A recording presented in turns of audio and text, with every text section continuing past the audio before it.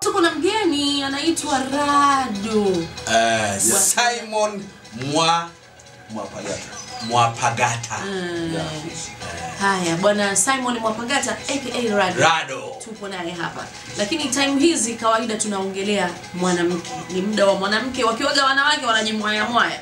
Okay. Lakini kukiwa na mwanaume tunapenda yeye amuongelee mwanamke. Yep. Mwanamke yupi sasa? Uhondo. Palipo na mwanaume huwa kuna wanawake ambao wana mchango kwenye maisha yake toka mdogo mpaka anakuwa au tu uzimani au hapo katikati. Kuna mwanamke alifanya jambo ambalo likakufanya uwe ulivyo, uwe bora, uwe imara, kivyo vyote wewe ndio unafahamu story yako.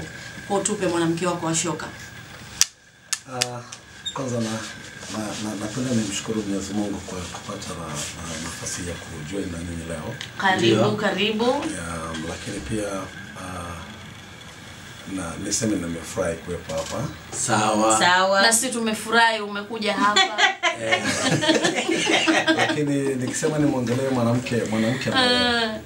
mwanamke ambaye kwangu mimi nasema ni bora kabisa katika maisha yangu, automatically nadhani kila mtu anajua kama mama ni mtu muhimu sana. Yes. Especially mimi kwangu nitasema ni mama yangu, pamoja ameshafariki, lakini ni tarehe ambazo zinakaribia tangia ameondoka kufika kwenye birthday yake.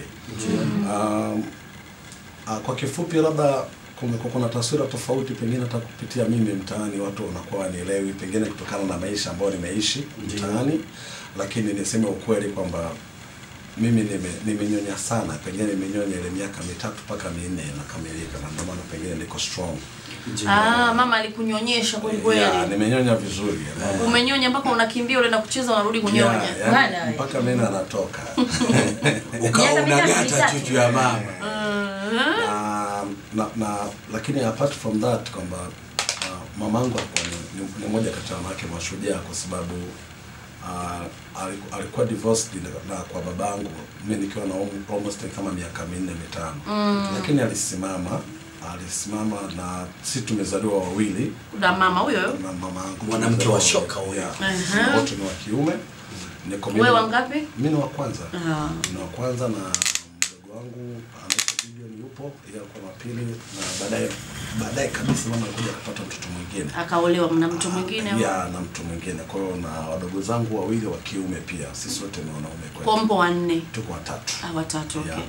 Lakini mama hakuwahi sikuwahi kumwona mama akifikiria kwamba pengine pasipokuwepo mwanaume yeye anaweza kupata shida. Na imani pengine siwezi kuongelea sana mahusiano yake, lakini yani baada ya kuwa nimekuwa najielewa na hisi kwamba pengine alikuwa anahitaji kuwa na mwanaume is a human being, so kama labda mwanaume wa kumpa mahitaji ya kila siku.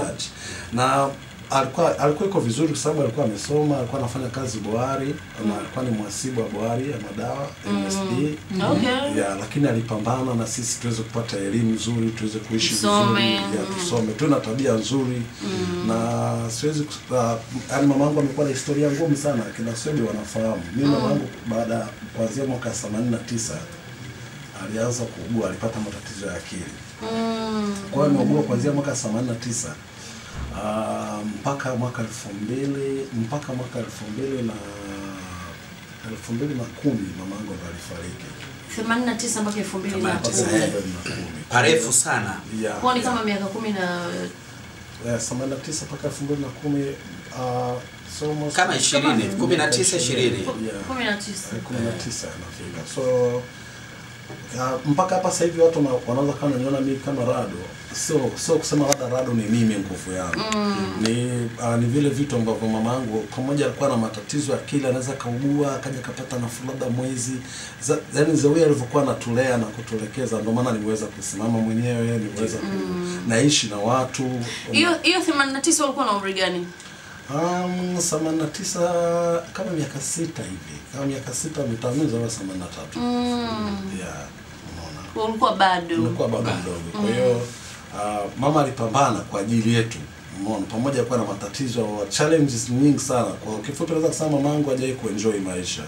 So sometimes ikifikaga mwezi wa 10, 11, 12 ni kipindi ambacho kwangu inakuwa sio kipindi kizuri kifeeling, kwa sababu I wish pengine sasa hivi kama labda naweza kana naendesha gari nzuri na kaa kuna nyumba nzuri, pengine na mimi ningeweza kufanya return kwa mamangu aweze kufurahi, lakini hayupo. So inapelekea sometimes watu wanashindwa kunielewa, kwa sababu unaweza kuwa napata stress kwa sababu yani hakuna mtu ambaye mwingine aliweza kusimama na kunishow love na especially mimi na wadogo zangu kama mama yangu. Lakini kitu ambacho naweza nikasema, namshukuru Mungu na namwombea kila laheri Mwenyezi Mungu amweke mahali pema peponi, ni kwamba sisi tumeishi mtaani, yani tumeishi kwa watu, kwenye mikono ya watu, unaona. Lakini kile kidogo ambacho kwa ameweza kutusaidia na kutuongoza ndio kimepelekea mpaka leo kwamba mimi naweza nikajipigania, naweza nikapigania ndugu zangu, naweza nikaishi na watu vizuri, naweza nikakaa na watu wazima, vijana, watoto wengine wakanielewa kama mimi nataka nini, spend nini na nikoje, na naishi vizuri kwa sababu nimeishi kwenye mikono ya watu. Kwa hiyo namshukuru sana mama yangu. Nadhani ndo alikuwa anaitwa nani mama? Mwanamke wa shoka kwako. Mama yangu alikuwa anaitwa Esther Gideon Fungamo. Esther Gideon Fungamo. Mamake na Gadi. Ambaye alifariki lini? 89. Mwaka 2010, ilikuwa kitu kama tarehe 13 hivi. Mwezi Disemba. Mwezi wa 10.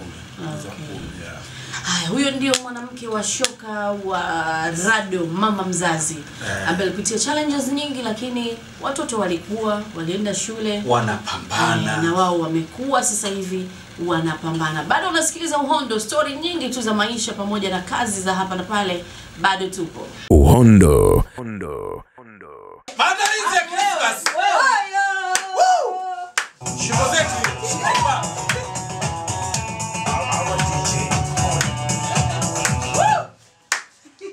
Usije ukaleta habari mbaya huko ndani. Nipigie mabreka kidogo hapa. Utacheza baadaye kidogo. Mchango wetu ule. Huyu sije ukachukua. Dina nitakuona kesho. Wanaitwa London Beat hao. Thinking about you. Yes, inatufikisha saa 7 na dakika 13 ukiwa ni Uhondo. Kuna mtu kapokea habari njema kweli kweli hapa, basi nataka kukimbia na kazi. Nataka kukimbia kaacha kazi studio. Mama kaa chini ufanye kazi. Mimi naitwa Nina Marius, huu ni Uhondo. Asante sana David Nyamiela au Baba Brian kwa Kwata Unit Buguruni. Uhondoni tuko full kama unavyotusikia, tupo na Rado. Tunapiga na stories za maisha na kazi ambayo tunayemtambua nayo sana ya uigizaji. Mpaka 9 ya alasiri. Unasema saluti kwa mgeni wetu hapo studio, kwani anaongea bila wasiwasi kama vile mwenyeji kazoea mazingira. Hapa ni kwenye Uhondo babu. Lazima uzoee mazingira bila kupenda. Hafidhi Hassan Kilobo kutoka Mbagala Kibonde Maji, shukrani sana. Pinda wa Pasiansi kule Mwanza unasema pamoja. Ali Chabu wa Kirega Mahakamani Bagamoyo unasema pamoja hadi tamati. Naomba wa Mtwara mjiandae, muda si mrefu mtanipigia simu hapa. Tuzungumze. Tafuta peni baba na karatasi. Nasubiri peni ile pale tapatiwa ya karatasi. Tupokee simu kutokea Mtwara 0746337937 0772937937. Shida Tagara au Mama Humaia wa Kongowe Kilungule uko nasi katika Uhondo mpaka 9 ya alasiri. Shukrani sana PK Master ukiwa Popobawa, unasema pamoja. Isa Kilabo wa Njia ya Ng'ombe pamoja. Mapema tu upo ndani ya Uhondo mpaka 9 ya alasiri. Hali ya hewa nzuri sana. Ngoma za DJ Kone zinaleta Uhondo. Basi stressi tunazitupa kule. Unaenjoy Uhondo mwenyewe. Waitwa Esther wa Kimara Bonyokwa. Ni muda wa msosi kitaa huu. Uhondo. Huyo mpiga picha wewe bwana Edo huyo. Na pia tuko na mgeni anaitwa Rado. Mgeni? Rado. Mzima. Mimi niko poa. Unajua kupika? I wish siku moja unite kwa kupikia mtu sawa. Utanipikia chakula gani? Ni chakula chochote ambacho nitahitaji kupikia kwa sababu ni sehemu ya professional yangu pia. You are a professional professional mpishi.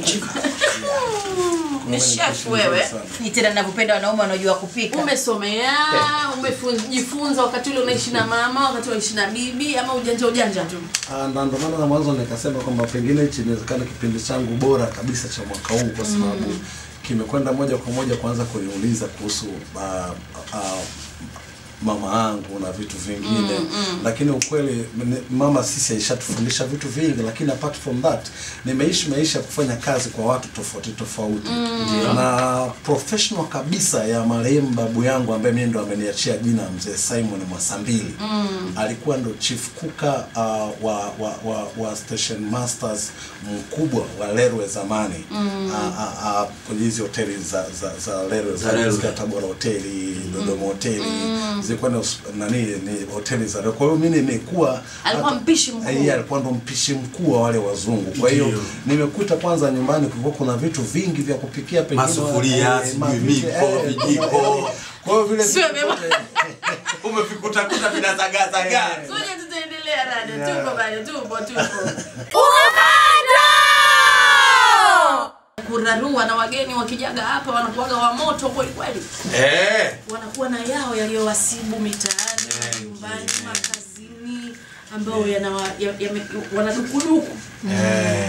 Lakini kumbuka tu huu ni Uhondo ambao unausikiliza kupitia 93.7 EFM Dar es Salaam, EFM Mtwara, EFM Pwani. Emi wapande za Mkwajuni unasema unamwambia Swebe unampenda. Nakupenda pia Emi I love you so much. Oh my god. Oh wow. Sasa hiyo my god imetokea wapi? I can't believe. Emi I love you. Emi. Afu mkuja wakati mzuri kipindi cha mwisho cha sikukuu. Una dera lako Emi kwangu. Unajidondosha? Fanyaje? Rado namkubali mno yani nikiangalia filamu zake mimi naongeza siku za kuishi. Mama Furaha kutokea hapo Msimbazi Center. Guda. Haya. City Boy Mfulu pande za Bondeni upo nasi wamfuatilia Rado na story zake. Imradi Uhondo. Sofia Mani ongea na Rado sasa. Yes, muda wa kurarua huu ni muda wa yeye kuyatoa yake ya moyoni ambayo yanamkwaza, hapendi iwe kwa mtu iwe kwa watu. Basi ni temi yake ya kuwararua. Baba Mage wararue. Mage baba nimesikia mbahili labda nataka kuwararua anawaambia watu mbahili. Rado hebu turarua, unataka kumrarua nani ama unawararua kina nani? Anyway, mimi labda niseme tu napenda niongee kuhusu tabia za waigizaji, especially waigizaji wa zamani. Yep. Unajua waigizaji wa sasa hivi wamekuwa wakijibrand na wanatumia nguvu kubwa sana na naweza nikavicreate interest kwamba 90% ya watu ambao wanapambana kurudisha hii industry ya filamu hapa ilipo ni waigizaji wapya. Lakini waigizaji wa zamani ni watu ambao yani wana roho mbaya sana. Ni watu ambao wamejawa na chuki, uwezo wa kufikiri ni mdogo, hawezi kutoa nafasi. Wote au baadhi? Yani unajua kama ikishakuwa zaidi ya 50%, yani automatically hiyo ni wote. Unaona? Yani ni watu ambao wana roho mbaya sana. Yani wachache ndio wa kutafuta kwamba huyu yuko hivi, huyu yuko sawa, huyu yuko sawa, yuko sawa. Lakini the rest, yani ni watu ambao wana roho mbaya ambao sijawahi kuona. Nasema haya ikitokea nikufa kesho, basi mimi nimemaliza deni langu katika moyo wangu. Unatoa sumu. Ni watu ambao wanarudisha nyuma harakati za sinema, hawafikirii kuhusu vizazi, hawafikirii kuhusu upcoming. Ni watu ambao kazi yao ni majungu tu, kazi yao ni umimi.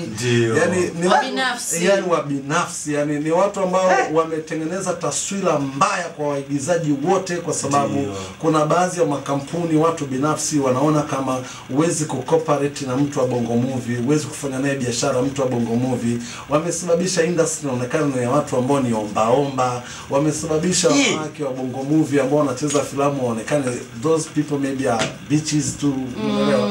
Vitu ambavyo si kweli, umeelewa? Kwa hiyo na ni watu ambao ni watu wa makundi yani kuweka tu vijikundi kwa ajili ya unafiki, kusengenya watu, kupanga plani za kwenda kuombaomba watu. Bado Bado.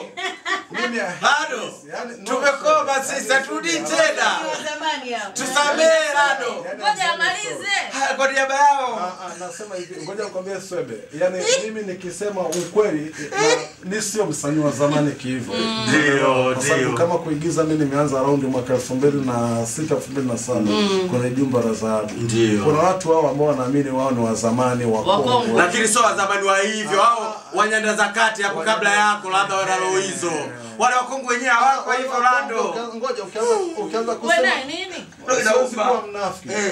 Hata si tupo. Kila mtu mimi namjua tabia yake kwa sababu kwanza nimeishi nao as producers, nimeishi nao kama waigizaji. Wengine nimekaa nao ndani ya club yetu ya Bongo Movie na wewe Swebe unafahamu. Ndio. Umeelewa? Kwa hiyo nafahamu tabia zao. Ni watu ambao yani kwanza wameharibu kizazi cha hao wasanii wa hapo kati. Wamekuwa ni wasanii ambao wanakwenda yani kama ng'ombe. Yani ukisha mtu mmoja akisema leo Mtwara wote hata ujui unaenda Mtwara kufanya nini. Yani ni watu ambao they don't think about the industry. Rado hadi Kiingereza. Waende tu sehemu wapate wanunuliwe bia, waweze kunywa bia, wakipata hoteli nzuri. Maisha yanaendelea. 50 yani me I hate that. Yani niseme ukweli yani Makasirika kweli. Of my deepest that I hate that. Yani very clear Swebe. Sisemi hivi kwa unafiki na Mungu anisamee. Ndio maana nimesema hata ikitokea nikufa leo mimi am very clean with them, lakini nimewaambia ukweli. Na hii ni tabia ambayo inaharibu ile sifa ya msanii wa filamu Tanzania. Inaharibu kule kujitoa, yani mtu kuwa mzalendo. Inaharibu hata watu ambao wako nje na industry tu kuona kwamba naweza nikafanya business labda pengine na msanii wa Bongo Movie. Tunaonekana ni watu ambao ni watu fulani hivi. Kwanza kama unakumbuka hata kuna muda akati tuko ile kwenye uzinduzi kuna uzinduzi hapa tu nimefika kwa akasema usiniletee mambo ya kuigiza. It means yani paka wananchi imeanza kuingia kwamba yani wasanii wa Bongo Movie yani ni kuigiza. Basi baba. Hata kwenye maisha ya kawaida. Hata kwenye maisha ya kawaida. Wakati kuna sometimes watu tunataka implement vitu vipya, tunataka tufanye vitu vipya, tuna vision, tuna goals zetu, lakini hao wachache na ndo watu wenye vielele kwenye industry ambao wanaonekanaga wao ndo wapo kila fulani hawezi, na ndio watu wa kwanza ambao wanaongoza kwa kukera na kuharibu mwelekeo mzima wa hii industry. Na niseme haya hata kama kuna watu wa serikali watakuwa wananisikia, industry ya filamu ndio industry ambayo inaweza ikazalisha ajira nyingi sana kuliko watu wanavyofikiria. Kwa sababu mimi kama Rado, kwa mfano my next movie ambao na plan kwanza kushoot labda pengine mwezi wa 3 wa 4 mwakani. Kweli ulikuwa una dokodo. Na plan nifanye na waigizaji 3000 kwenye sinema moja. Hao waigizaji 3000 wote they supposed to be paid. Unaona nimewatengenezea ajira, lakini hiyo sinema kwa sababu nitafanya nchi zote ambazo zinazunguka Tanzania. Nitakuwa nimecreate ajira ngapi? Lakini unapoenda kuchukua watu 3000 ukawapa ajira, huku nyuma nani anaenda kuwamonitor watu 3000? Unakuta kuna watu wengine wapo. Kwa hiyo ukiangalia ni industry ambayo inaweza kaa inachukua watu wengi na kupunguza kwa asilimia nyingi sana tatizo la ajira Tanzania. Lakini tunakosa, hatukopesheki, hatuaminiki, hatuthaminiki. Sio kwa sababu eti Swebe wewe labda ni mtu ambaye hujielewi. Swebe leo hii FM wasingekupa kazi, sasa hivi unafanya kazi. Swebe wewe ni moja kati ya watangazaji wazuri. Lakini tumwangalia mtu kama Simon Mwakifamba. Tukisema CCM ni maana yake tunaongelea chama ambacho kinaongoza serikali. Wanawezaje kumpa Simon Mwakifamba nafasi kubwa kama ile waliompa? Kwa sababu anajitambua. Ni kwa sababu ya kujitambua. Kwa hiyo haimaanishi katika Bongo Movie kama kuna watu wasiojitambua, ila kweli tunakubali kwamba kuna nyumbu hapo, kuna uyoga upo wa kumwaga. Lakini sisi future. Lakini hao ndio wanaoaminika. Ukisikia kwamba serikali au taasisi inataka kufanya jambo fulani, wao ndio wanaitwa na kukaa, wanapewa kipaumbele. Sasa unafikiri utatoka wapi? Sio kuaminika. Wao ndio vielele. Kwa hiyo ndio ngoja. Wao ndio vielele. Haimaanishi kwamba eti serikali inawaamini sana wao.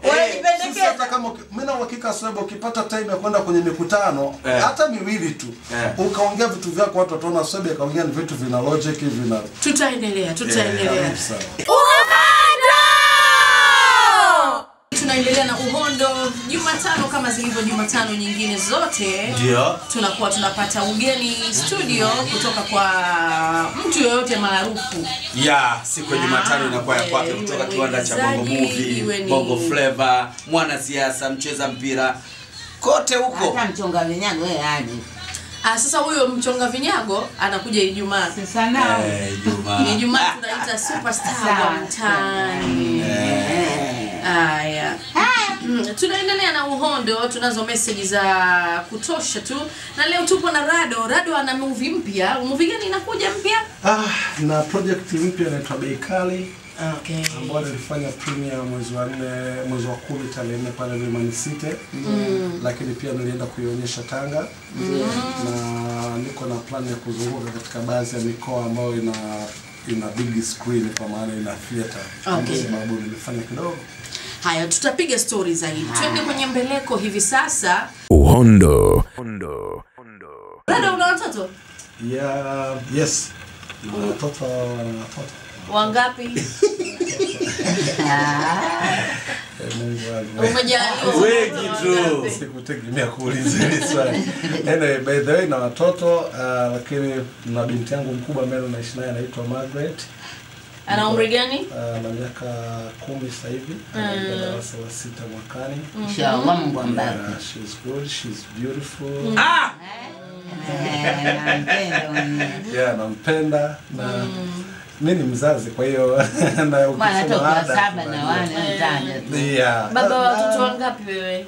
Of course nisema ukweli, hii kitu pengine isije kaniletea shida baadaye hata kama nitakuwa sipo. Na watoto almost 4. Watoto 4. Lakini kila mtu na mama yake. Hodari. Ukuwa mchoyo. Ndio Idru. Hakuwa mchoyo. Sawa, twende. Lakini nafikiri ni kwa sababu ya kile kipindi cha age fulani vya kuanzia 20 ile 22 23. Kuna ruka. So kurukaruka nimefanya muziki, kwa hiyo nilikuwa unajua mimi kwanza nasema sijui, lakini nimekuja kugundua hiyo kitu baadaye. Na asili kupendwa na wanawake fulani kama Dina.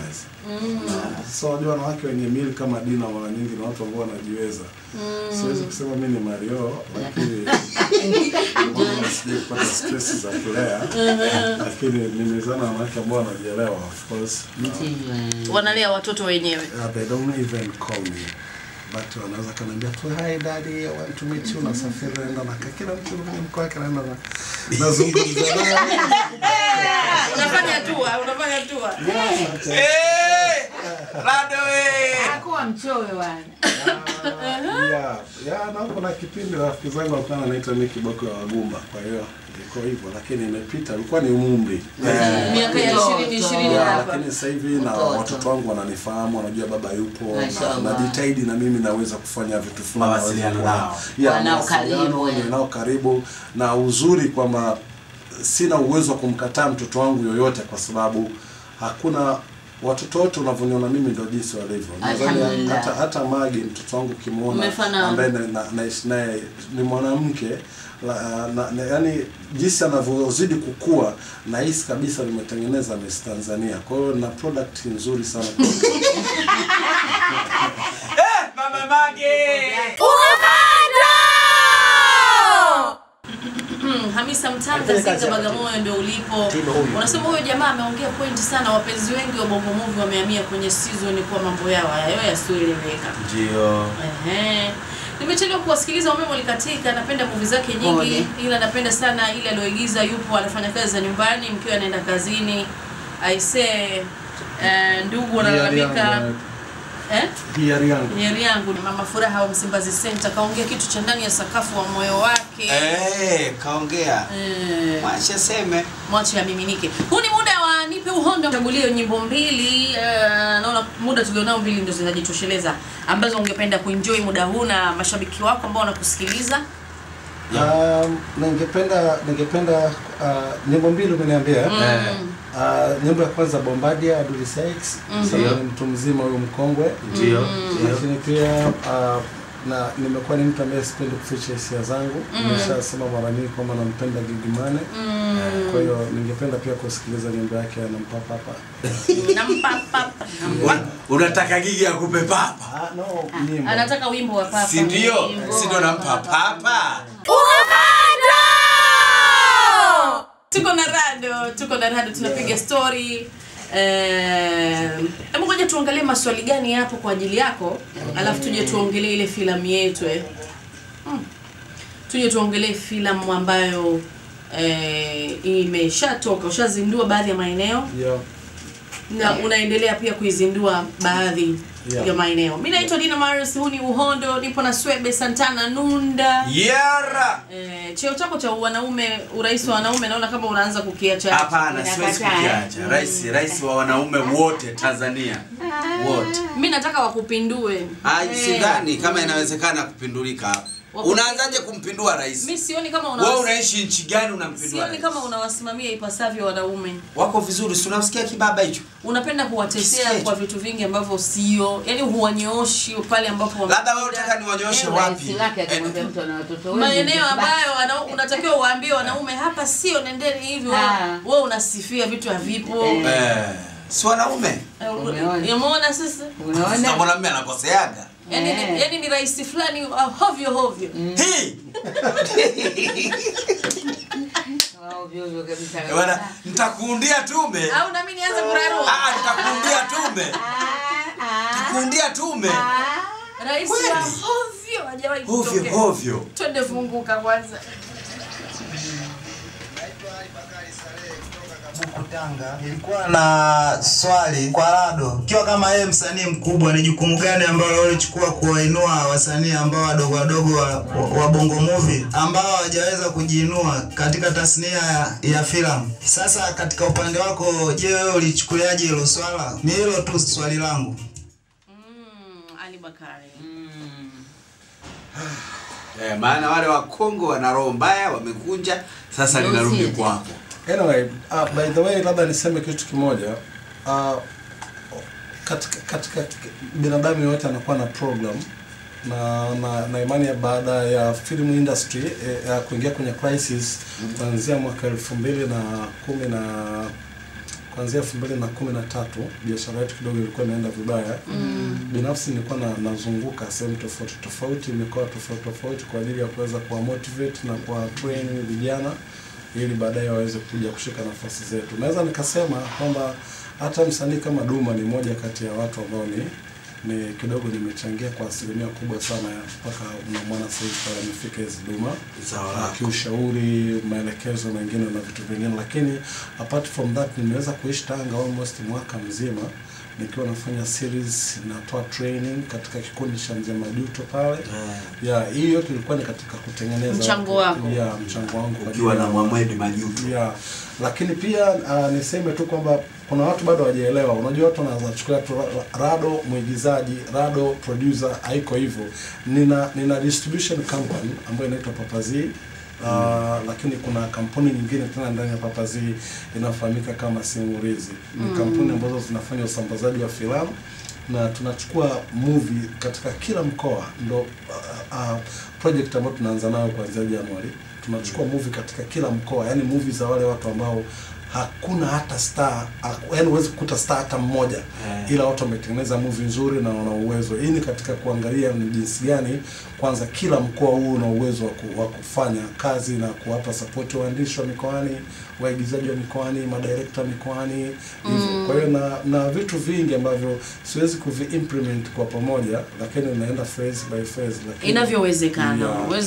Uwezi kukinyanyua kijiji kizima, lakini ndani ya kijiji unaweza kunyanyua watu wawili.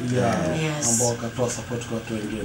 Sasa ndugu yangu anakueleza hivyo watu hiyo project class Tegeta. Swali langu kwa Rado ni changamoto gani alizopitia kwenye Bongo Movie mpaka kufikia hapo alipo sasa? Maana tunajua mtu mpaka ufanikiwe lazima kuna changamoto utazipitia. Je, ni changamoto gani alizozipitia kwa upande wako? Tukipenda kujua hilo.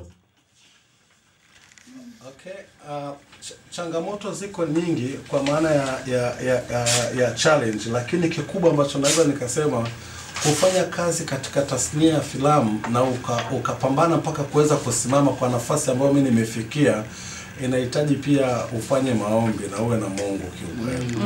Kwa sababu unajua ukiwa unafanya kazi na especially uko na watu ambao mimi huwa nasema ni kama abnormal hivi, yani watu ambao yani uelewa wao ni mdogo, kwa sababu unajua wasanii asilimia 80-90 ya wasanii wa Tanzania wengi hawajaenda shule. Kwa hiyo unaweza kama unahitaji kuimplement kitu chako, unakutana na mtu anabisha kwa sababu tu ya elimu ndogo aliyokuepo nayo.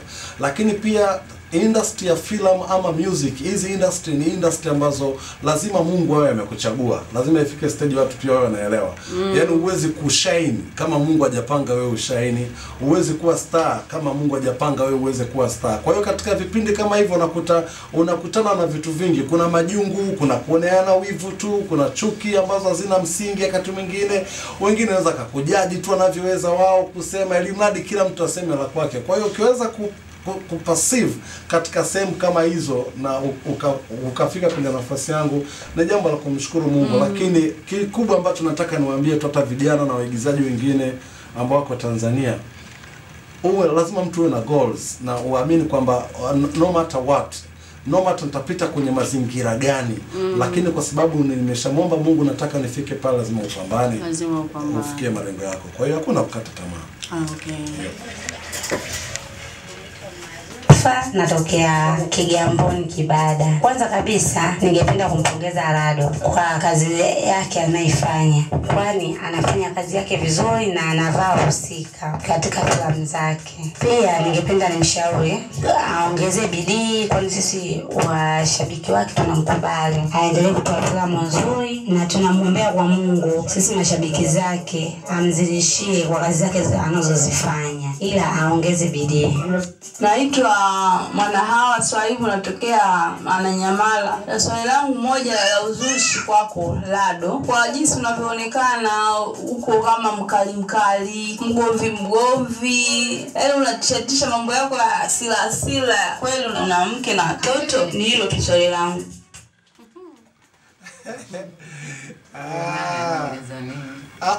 Yaani mimi nimependa swali lako kwa sababu pengine ndio swali la ukombozi kwangu. Unaonekana mkali na vibao. Unaonekana mkorofi. Anyway, niseme kitu kimoja, wa Tanzania tuache kuwajaji watu kutokana na wanasema ile physical appearance. Kila muonekano.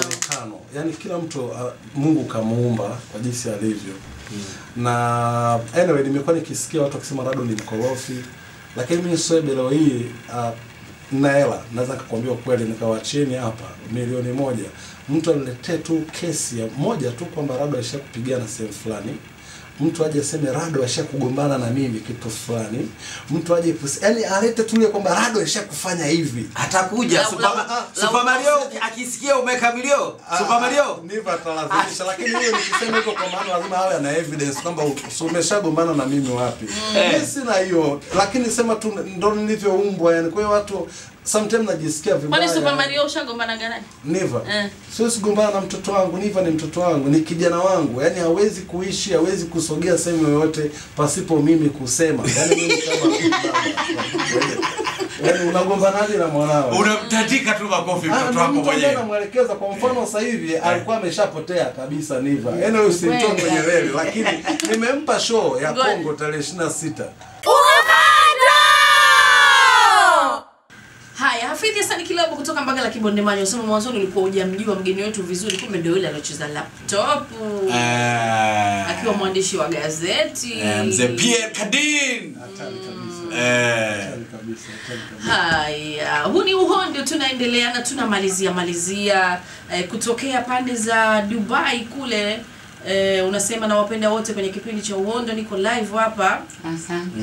Huko Barge Halifa, pande za Dubai. Salamu kwa Nunda na Baba Mage. Baba Mage zimefika salamu zake. Sawa. Yuko Burji Dubai. Ni Burji. Dubai. Dubenga. Nani kule.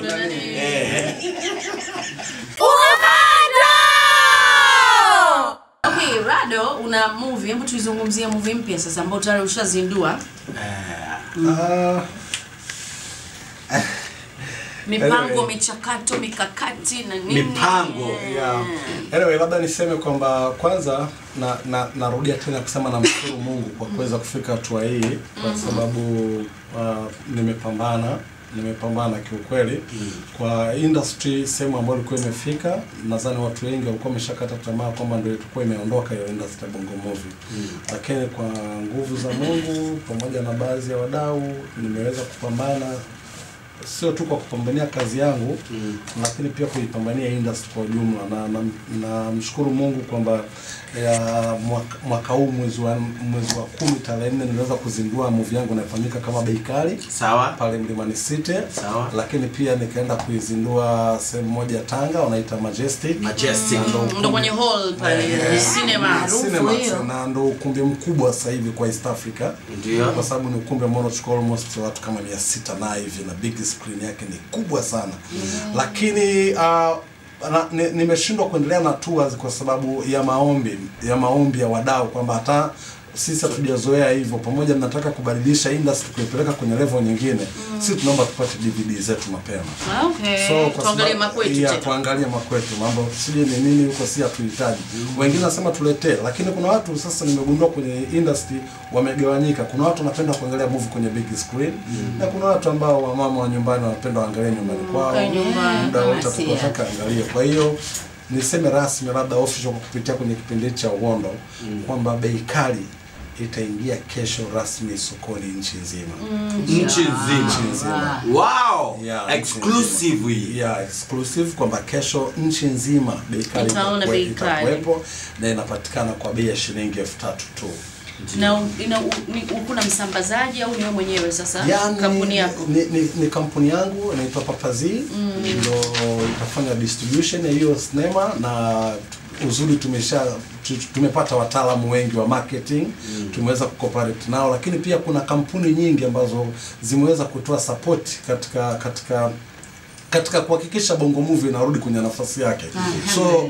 So naweza nikawaambia watu rasmi kwamba sasa hivi Bongo Movie ndio imefunguliwa rasmi kwenye season nyingine. Tuseme kwamba tumeshafika stage uwezi kuingiza movie kwenye DVD, uianzishe kwanza kwenye big screen, watu angalie movie Mlimani City, ukitoa hapo ndo unaingiza mtaani. Kwa hiyo ndo tumeanza kufikia kwenye level hiyo.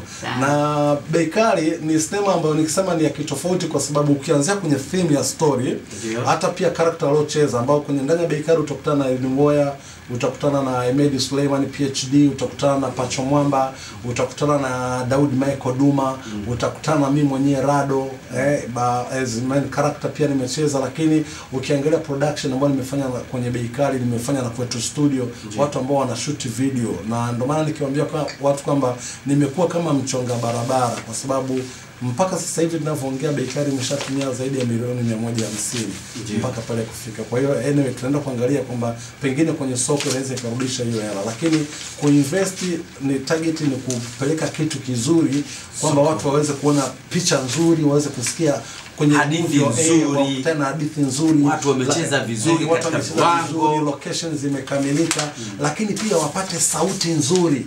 Sio tu unajua kikubwa kwenye picha, ukipata picha nzuri na sauti nzuri na character kama hivyo, ukiangalia watu ambao mcheza kwenye Bei Kali wengi ni maarufu, wazoefu, ni wasanii wakubwa, umeona.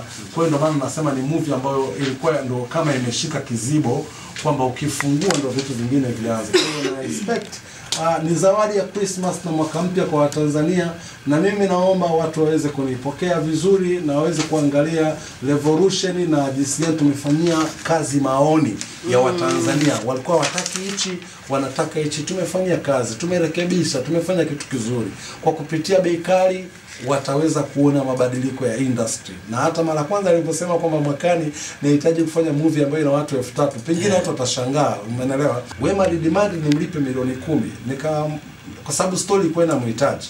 Nilikuwa sina jinsi, alafu mimi na uhakika mimi can do business. Umeelewa? Nikamlipa Wema milioni 10. Umeelewa? Kwa hiyo mimi huaga sijali, kwa sababu bado sijaanza kutafuta pesa kupitia movie. Bado nataka kufanya cooperate na watu, makampuni yaone potential iliyopo ndani ya Bongo Movie. Makampuni atakapokuja kuanza kuinvest ndani ya Bongo Movie, kuweka matangazo yao nini na nini, hela zitapatikana tu. Kwa hiyo na hela ipo. hela ipo 100%, pesa ipo, lakini kikubwa watu wanahitaji kitu kizuri. Wamechoka stories za sebleni, watu wamechoka movie yale baba sijui na mama, wamechoka movie za mahusiano tu. Kuna vitu vingi sana tunazo Tanzania, na labda kama watu tu wafahamu, dunia nzima Tanzania ndio nchi ambayo imebakisha wanasema hadhina ya story nyingi sana kuliko nchi yote duniani. Bado hazijaonekana, na hii ni kutokana na wingi wa makabila tulionao, wingi wa tamaduni tulizonazo. Inapelekea kwamba inaipa Tanzania kuwa na nchi ya kwanza duniani ambayo ina story nyingi ambazo hazijatumika. Kwa hiyo hizo stories zinahitaji kupata budget nzuri, zinahitaji kuonekana. Kwa hiyo watu waamini tunakuja na vitu vizuri na tunakuja kivingine. Inaitwa movie Bei Kali. Okay. Kuanzia kesho mtaani tutafute Bei Kali, tutazame. Na kesho nitakuja. Imetumia milioni ngapi hiyo movie? Movie yenyewe mpaka inakwenda kuisha nilitumia milioni 67. Mpaka inakuja kuisha editing na vitu vingine na hizo kuanza kufanya promotion na vitu vyake, mpaka sasa imefika milioni 150. Lakini don't worry, usijali. Hivi na wewe unajilipa kule? Kama movie yako? Of course, lakini mimi sija kupata faida kupitia movie, na ndio maana pengine naishi bado maisha ya kawaida. Ila pengine watu watakuja kunielewa kesho. Kwa mfano Australia alikuwa shahidi hata juzi wakati tuko Mlimani City.